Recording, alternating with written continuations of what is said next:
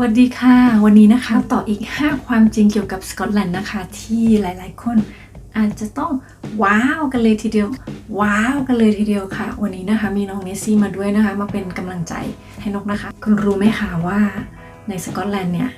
ผู้คนมีความเชื่อเกี่ยวกับสัตว์ประหลาดนะคะมีความเชื่อเกี่ยวกับสิ่งแปลกๆเยอะมากนะคะมีความเชื่อเกี่ยวกับผีนะคะที่หลายๆคนอาจจะคิดว่าคนทางยุโรปนี้ไม่ค่อยมีความเชื่อเรื่องแบบนี้นะคะต้องมีการพิสูจน์อย่างเดียวหรือว่าเชื่อทางวิทยาศาสตร์อย่างเดียวแบบนี้นะคะแต่รู้ไหมคะว่าจริงๆแล้วที่สกอตแลนด์มีความเชื่อพวกนี้เยอะมากนะคะหนึ่งในนั้นนะคะในสกอตแลนด์เนี่ยมีเมืองหนึ่งเล็กๆนะคะชื่อว่าเมืองบอนนี่บริดจ์นะคะจำได้ไหมคะว่าบอนนี่แปลว่าอะไรนะคะในภาษาสกอตบอนนี่แปลว่า beautiful ค่ะบอนนี่บริดจ์นะคะแต่บอนนี่บริดจ์นะคะเป็นชื่อเมืองนะคะเล็กๆในสกอตแลนด์นะคะเป็นเมืองที่หลายๆคนนะคะเชื่อว่าเป็นที่ที่ผู้คนพบเห็น UFO มากที่สุดนะคะแล้วก็เป็นที่ที่ UFO ชอบมานะคะ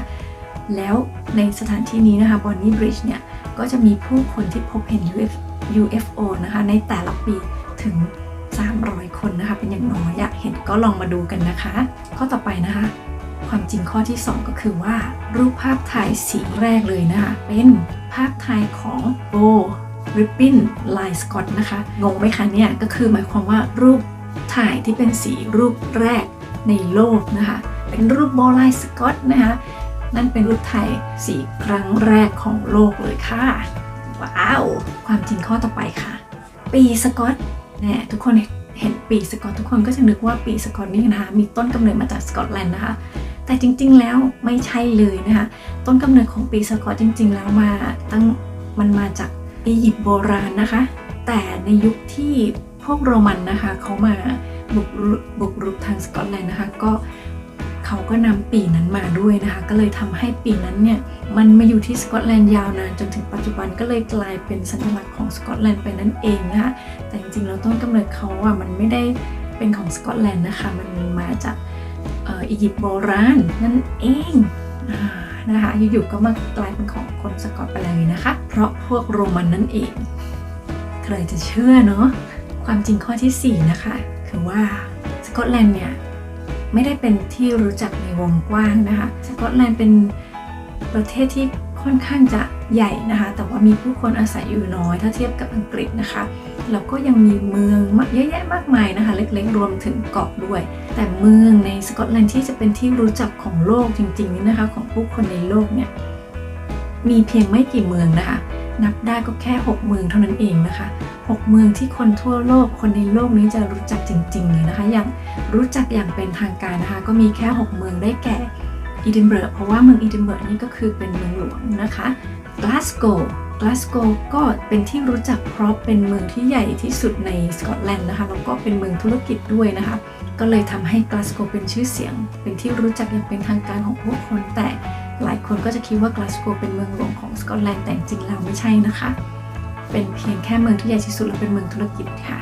เมืองต่อไปคือเมืองอาเบอร์ดีนนะคะเมืองที่3เนี่ยอาเบอร์ดีนเป็นที่รู้จักของผู้คนนะคะในโลกนี้นะคะเป็นเมืองที่รู้จักกันอย่างเป็นทางการเนื่องจากว่าอาเบอร์ดีนเป็นเมืองที่มีชื่อเสียงเรื่องน้ำมันนะคะเมืองอาเบอร์ดีนนี้ก็จะทำน้ำมันนะคะเยอะมากนะคะก็ทำให้เป็นที่รู้จักอย่างเป็นทางการนั่นเองนะคะเมืองต่อไปคืออินเวอร์เนสนะคะอินเวอร์เนสทำไมอินเวอร์เนสถึงเป็นที่รู้จักนะคะเพราะว่าอินเวอร์เนสก็เป็นเมืองที่มีเนสซี่นั่นเองนะคะเพราะว่าเนสซี่เนี่ยเขา